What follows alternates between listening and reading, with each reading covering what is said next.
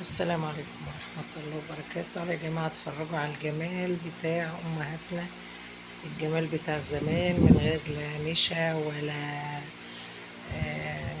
جيلي ولا جيلاتين ولا كانت الحاجات دي لسه طلعت. تعالوا اتفرجوا على الجمال والحاجة الطبيعية الجميلة دي. شوفوا هنعمل ايه. معايا 3 كوبايات لبن،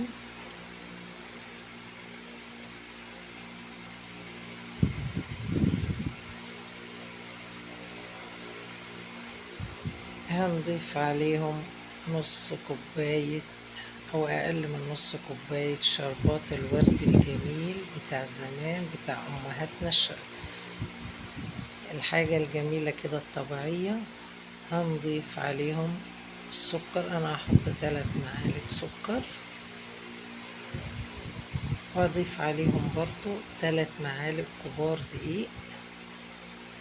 معلقة دي كبيرة يا جماعة علشان كل كوباية لها معلقة، بس المعلقة ملانة بزيادة علشان الشربات اللي اتحط.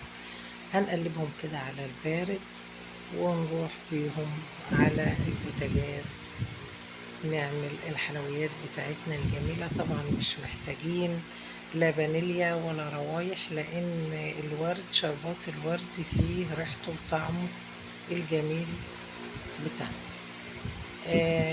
بعد ما اسويه يا جماعه على البوتاجاز بالطريقه اللي انتوا شايفينها ديت كده وتقول معايا، هنفرغه في الكوبايات بتاعتنا او المجات تبع ما انتي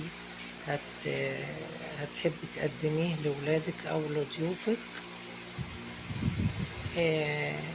نفرغه كده بقى ونروح نشوف الطبقه التانية هتتعمل ازاي برضو من غير نشا، ونشوف هنعملها ازاي.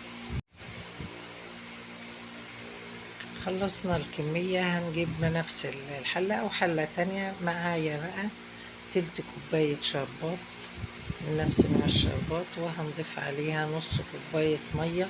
عايزة تخففي مش هنحط سكر طبعا علشان الشربات سكره معاه، فهيكفي للحلو. هنحط معاهم معلقة دقيق كبيرة. لو عايزة تخففي عن كده زودي المية وزودي الدقيق، وحطيناهم على البوتاجاز برضو لغاية ما ادالنا النوع لون الجيلاتين الجميل ده، ولا جيلاتين ولا افرضوا في البيت ما فيهوش فاكهة، نعملش حاجة حلوة وساقعة كده جميلة. ضفناها وحطيناها الطبقة التانية على الكوبايات، وظهرت بالطريقة الجميلة اللي انتوا شايفينها ديت، واتقدمت وضفنا. السلام عليكم.